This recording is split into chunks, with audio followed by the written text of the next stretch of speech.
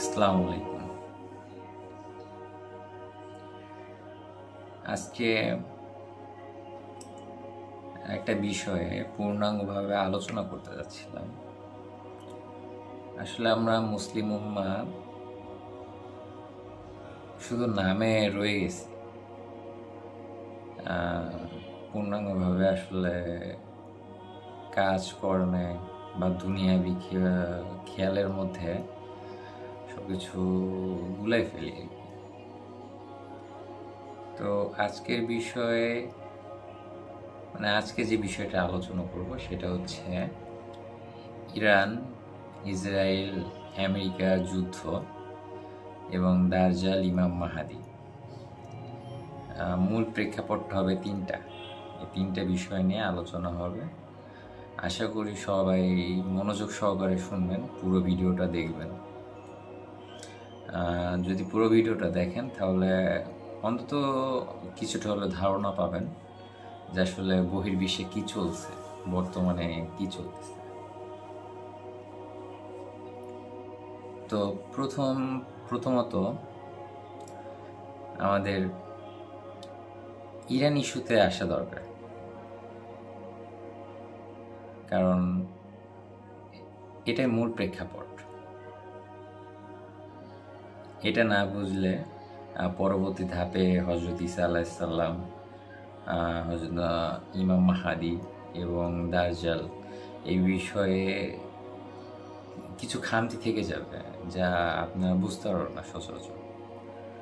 সহজভাবে বুঝতে গেলে পারে শুরুর থেকে শুরু করতে হবে। তো মূলত আসলে ইসরায়েলটা চাচ্ছেটা কি? গ্রেটেস্ট ইসরায়েল তৈরি করার জন্য সেটার একটা ম্যাপ ইউটিউবে ভাইরাল হয়েছে।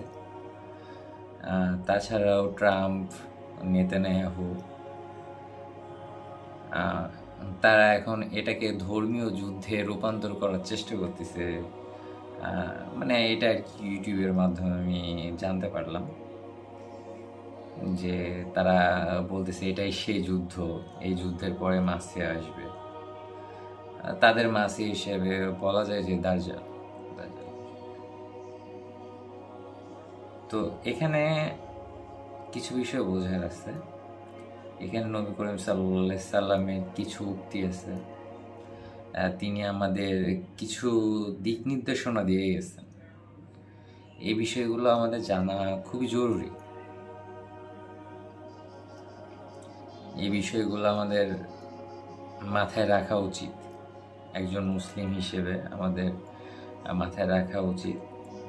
ভুলে যান শিয়া, সুন্নি, ওহাবি, হানাফি, ভুলে যান, এগুলো সব ভুলে যান। কারণ এটাও তাদেরই চক্রান্ত। এখন বলতেছে আমরা শিয়াদের মারতেছি, তোমরা সুন্নিরা কেন আসছো? আসলে এগুলা চক্রান্ত। আমাদের ঐক্যবদ্ধতা ভাঙার জন্য এরা চক্রান্ত করে। তো একটা হাদিস, সেটা হচ্ছে যে নবী করিম সাল্লাল্লাহু আলাইহি সাল্লাম বলছেন, এটা সহিহ বুখারী, মুসলিম, আবু দাউদ, তিরমিজি শরীফ। আসলে আমি হাদিস পড়ি ঠিক আছে, কিন্তু কত নাম্বার হাদিস বা কত নম্বর কি, এটা আমার অতটা স্মরণে থাকে না, আমি অতটা স্মরণে রাখতে পারি না। যার কারণে পূর্ণাঙ্গভাবে আমি রেফারেন্স দিতে পারবো না, কিন্তু মিথ্যা বলবো না। যতটুকু জানি ততটুকুই বলবো, আর যেটা বলবো সত্য বলবো, মিথ্যা কথা বলবো না। আর আমার মিথ্যা বলে ওই ভাইরাল হওয়ার কোনো শখ নেই। তো হাদিসে আসছে কি, যে একটা সময় আসবে যেখানে মিডল ইস্ট থেকে একটা আগুনের শিখা, যেটা আস্তে আস্তে আস্তে আস্তে আস্তে আস্তে পুরো বিশ্বকে গ্রাস করবে। যখন দেখবে যে তোমরা, আমি আমার ভাষায় বলতেছি আর কি, যখন তোমরা দেখবে যে সে আগুন পুরো বিশ্বে ছড়াই গেছে, তার মানে তোমরা বুঝে নিবে যে ইমাম মাহাদি অলরেডি দুনিয়ার বুকে আছে। এদিকে ইরান খুবই গুরুত্বপূর্ণ একটা জায়গা। ইরান, আফগানিস্তান অ্যান্ড ফিলিস্তিন, ইরাকের কিছু অংশ, মানে এই মিডল ইস্টের এই কয়েকটা রাষ্ট্র খুবই গুরুত্বপূর্ণ। মানে ইমাম মাহাদির আত্মপ্রকাশের জন্য এই কয়েকটা রাষ্ট্র খুবই গুরুত্বপূর্ণ। ইরান, আপনার ফিলিস্তিন, তারপর হচ্ছে গিয়ে আফগানিস্তান, এই কয়েকটা অংশ খুবই গুরুত্বপূর্ণ, কারণ এদের মধ্য থেকে ইমাম মাহাদি আসবে, এদের মধ্য থেকে ইমাম মাহাদি সৈন্য হবে। তো এখন বর্তমানে তো ডোনাল্ড ট্রাম্প তো পাগলামি শুরু করছে। ও তো জানে না যে পারস্য ইরান কখনো কারোর কাছে মাথা নত করে না। আর ইরানের ভৌগোলিক অবস্থাটা আল্লাহ এমনভাবে সৃষ্টি করছে, ওরে পূর্ণাঙ্গভাবে ধ্বংস করা ইম্পসিবল।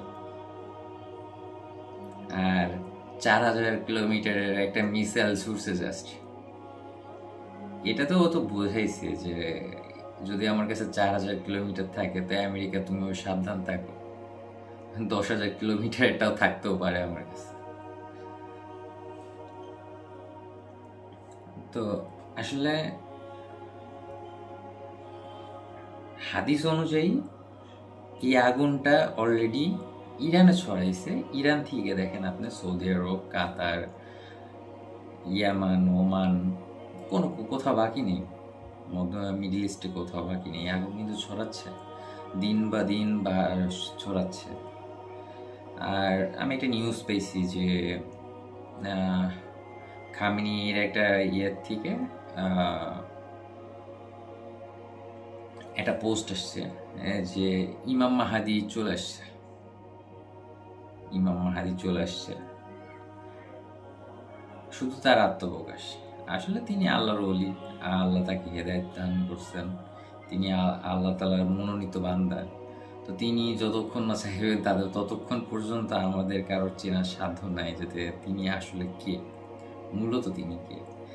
আর তিনি যখন প্রয়োজন মনে করবেন অবশ্যই তিনি আমাদের সামনে আসবেন। আবার এদিকে কিছু এদিকে ছড়াচ্ছে যে আসলে যে দাজ্জাল চলে আসছে।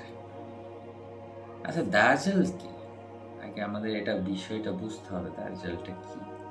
আসলে দাজ্জাল শব্দের অর্থ হচ্ছে মিথ্যুক, প্রতারক।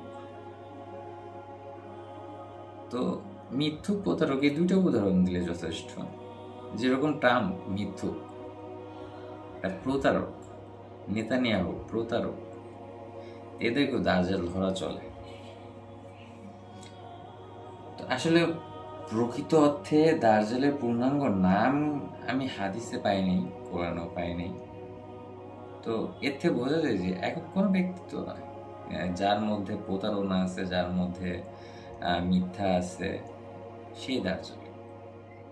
আবার ইমাম মাহাদিও একক কোনো ব্যক্তি না, যিনি হেদায়েত প্রাপ্ত। ইমাম মাহাদি শব্দের অর্থই হেদায়েত প্রাপ্ত। তো তাদের মধ্যে লিডারশিপ থাকে, একজন প্রধান থাকে। তো সে প্রধান একজন আছে দাজ্জাল, ইমাম মাহাদির মধ্যে একজন আছে প্রধান, যার জন্য আমরা অপেক্ষা করছি। তো তো মানে ইমাম মাহাদি একজন প্রধান আছে, তার জন্য অপেক্ষা করছি। মূলত অপেক্ষা করাটা কি ঠিক হবে? আমার মনে হয় না ঠিক হবে। যার জায়গা থেকে সে যেন প্রস্তুত থাকে। আমার চাওয়াটা এটা যে সবাই যেন সচেতন থাকে এবং যার জায়গা থেকে সে যেন প্রস্তুত থাকে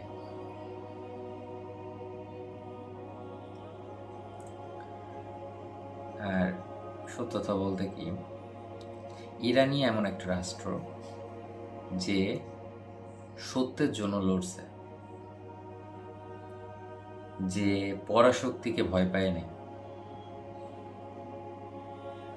বাকি তো মিডিল ইস্টের সবগুলো যে পাঁচাটা গোলাম, খ্রিস্টানদের গোলাম। একমাত্র ইরান যে এখনো বুকে সিনে টান করে দাঁড়ায় আছে, আসো এক আল্লাহর ছাড়া আমি কারোর ভয় পাই না। ফিলিস্তিনের জন্য সে লড়ছে। মূল মূল যুদ্ধ কি ইরানের সাথে পাচ্ছিল? এই ফিলিস্তিনে তারা তো সুন্নি ছিল। এই সুন্নির পক্ষে নিয়েই আজকে এতদূর। তো আমাদেরও এটা করা উচিত না।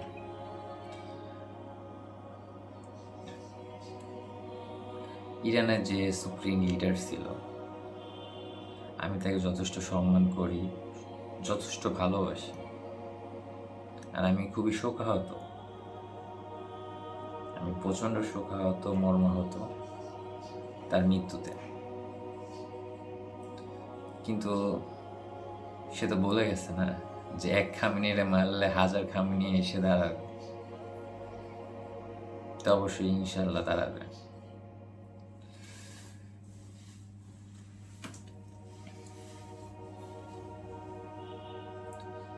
ইমাম ইমাম মাহাদি,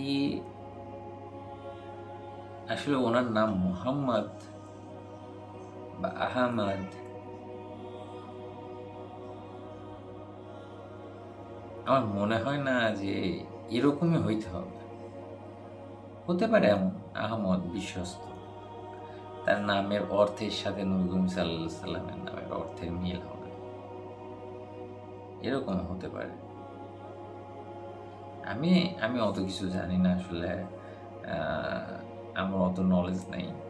মানে আমার জাস্ট আমার মস্তিষ্কে যেটা বলে আর কি, আমার ছোট্ট এটা আল্লাহ তাআলা মস্তিষ্ক দিছে, যে মস্তিষ্কের মধ্যে যে যতটুকু বলে আমি জাস্ট ততটুকুই বলি।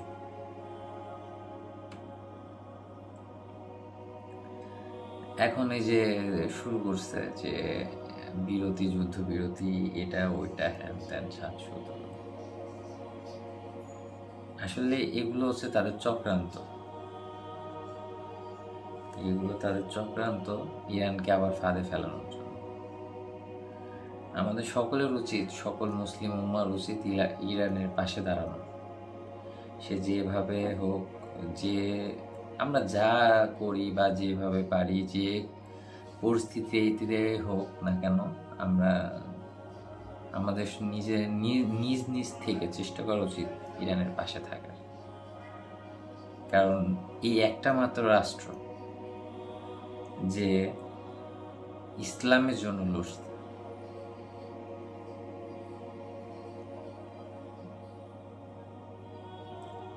আর তার ছাড়াও একটা নিউজ পাওয়া গেছে যে ইরানের পতাকার উপরে একটা কালো পতাকা, মানে ইরানের যে মূল ভূখণ্ডের যে পতাকাটা, সেটাকে কিছুটা নিচে নামিয়ে কালো পতাকা উত্তোলন করছে। এর থেকে কিছুটা হলো ইঙ্গিত পাওয়া যায় যে না, বহির্বিশ্বে কিছু না কিছু ঘটতেছে। আর নবী করিম সাল্লাল্লাহু আলাইহি সাল্লামের যতগুলো হাদিস আছে ইমাম মাহাদি সম্পর্কে, দাজ্জাল সম্পর্কে, হযরত ঈসা আলাইহিস সালাম সম্পর্কে, আমার দৃষ্টিকোণ থেকে আমি দেখতেছি যে সবগুলো একই সঙ্গে ঘটতেছে। এটা চলমান, সবগুলোই চলমান। আসলে হাদিস অর্থ এই না যে ডিরেক্টলি সব কিছু বলে দাও। এটা ভবিষ্যৎবাণী, সেটা কিছুটা ক্লু দেয়, সেটাকে ভাঙতে হয়। তা আমরা হাদিস পড়লাম যে ইমাম মাহাদিকে এক রাতে আল্লাহ তাআলা সব কিছু দান করবে।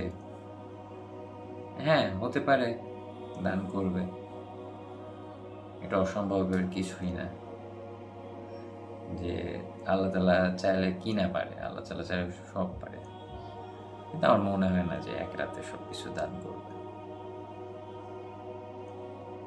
কারণ তিনি জন্মগ্রহণ করবেন, তিনি শুরু থেকে আস্তে আস্তে আস্তে আস্তে আস্তে দিনই শিক্ষায় শিক্ষিত হবেন। যিনি হেদায়েত প্রাপ্ত তিনি আল্লাহর পথেই থাকবেন।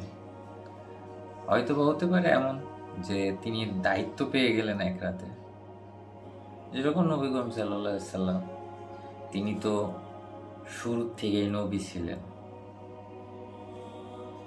কিন্তু নবুয়ত্ব পেলেন কত বছর বয়সে? 43 বছর বয়সে হেরা পথে। কিন্তু তিনি কি জানতেন না তিনি নবী? কিন্তু তিনি তো দায়িত্ব পেলেন, এক রাতের দায়িত্ব পেলেন। তো এটা দ্বারা, এই হাদিস দ্বারা এটাও বোঝাইতে পারে নবী করিম সাল্লাল্লাহু আলাইহি সাল্লাম।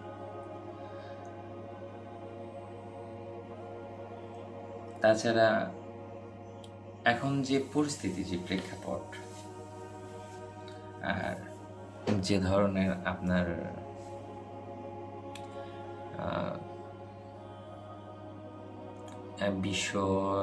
বিশ্ব যেভাবে চলতেছে, আসলে ওই সময়টা আসতে বেশি দেরি নেই। এটা সাধারণ মানুষও যদি একটু চিন্তা করে বুঝতে পারবে। অলরেডি সেগুলো শুরু হয়ে গেছে, তাদের প্রকাশের সময় শুরু হয়ে গেছে, যে কোনো মুহূর্তে প্রকাশ করবে। আর আমরা আহম্মকের মতো দাঁড়াই থাকবো, আমরা বলবো যে না, এই সে না।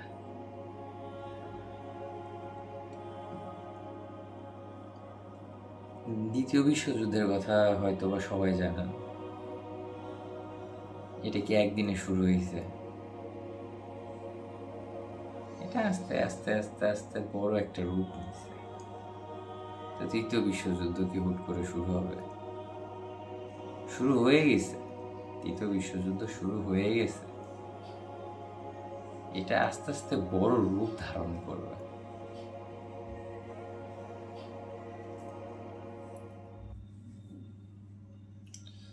তো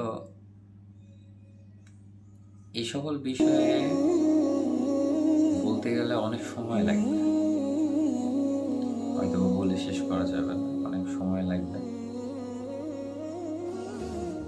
কিন্তু হ্যাঁ, ইরান সত্য পথে আছে। আর হাদিসে, আরেকটা হাদিস আমি পড়ছিলাম, বলছে যে যখন দেখবে যে কোনো রাষ্ট্র শুধু একা লড়তেছে, মনে করবে ওই রাষ্ট্রই সত্য। আর আপনারা খেয়াল করে দেখেন, একমাত্র ইরানই এমন একটা রাষ্ট্র যে একা লড়তেছে, সকলদের সঙ্গে একা লড়তেছে, তার পাশে কেউ নেই, অথচ সে লড়তেছে। কোন শক্তিতে সে লড়তেছে? যাদের যে সকল মুসলিম রাষ্ট্রের আজ ইরানের পাশে থাকার কথা, তারা নেই, তারা নিজ নিজ স্বার্থ নিয়ে ব্যস্ত। আর একটা গুরুত্বপূর্ণ কথা, আসলে এটা কিন্তু তেল তেল বলছিল স্বর্ণ। দেখেন, তেল ও স্বর্ণের থেকে কম কিছু না। এই তেল নিয়েই যত কিছু হইতে পারে। আর নবী করিম সাল্লাল্লাহু আলাইহি সাল্লাম যে স্বর্ণের কথা বলছে, ওইটা তেল বলছে, ওইটা উপরে উঠবে, ওইটা নিয়ে যুদ্ধ হবে, পরবর্তীতে ওইটা আবার মাটির নিচে আবার তলিয়ে যাবে। হতেই পারে, এই যে যুদ্ধ শুরু হয়েছে, এখন তেলের সংকট, সব রাষ্ট্রের তেলের প্রয়োজন, এখন আক্রমণ হবে, যুদ্ধ হবে, এটা হবে, ওইটা হবে, কিন্তু সে অ্যাডভান্স টেকনোলজি থাকবে না যে তেলটা উত্তোলন করবে। তো হিসেব অনুযায়ী তখন যেটা মাটির গর্ভের বস্তু মাটির গর্ভে চলে যাবে, এটাও হতে পারে।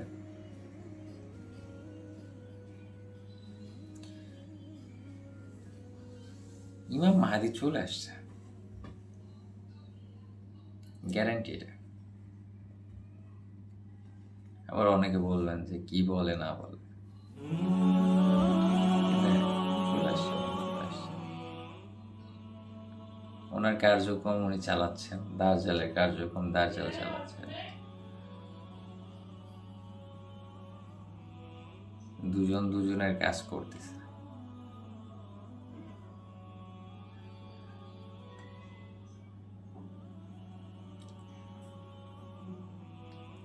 আর সত্য বলতে গেলে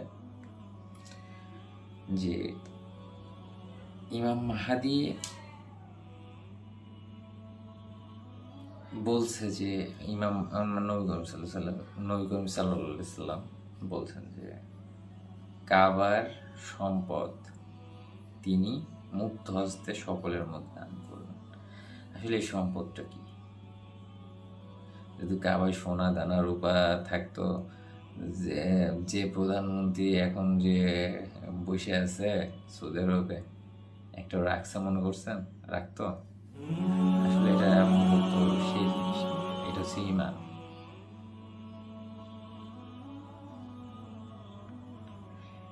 এটা হচ্ছে ইমান, এটা হচ্ছে আল্লাহর প্রতি প্রেম, যেটা ইমাম মাহাদি এসে সকলের মধ্যে বিলাই দিবে আর সকলেই সন্তুষ্ট হয়ে যাবে, অল্পতেই সন্তুষ্ট হয়ে যাবে। তখন ন্যায় বিচার হবে।